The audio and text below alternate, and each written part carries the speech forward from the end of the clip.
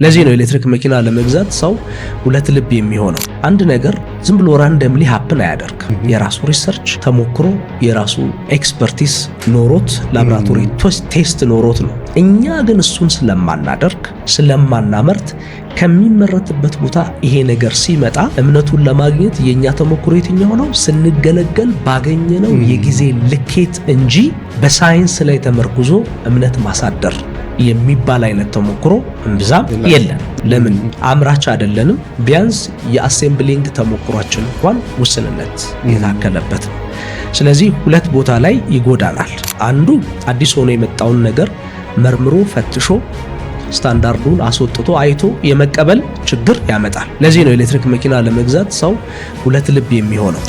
አንደኛ ነገሩን ካለማወቅ፣ ሁለተኛ ለማወቅም በምን ያህል ርቀት ይኬዳል የሚለውንም ኢንፋሲስ ሰጥቶ ትኩረት ሰጥቶ እዛ ነገር ላይ ኢንቨስቲጌት ለማድረግ የጊዜውም የአቅሙም የእውቀቱም ውስንነት አለ።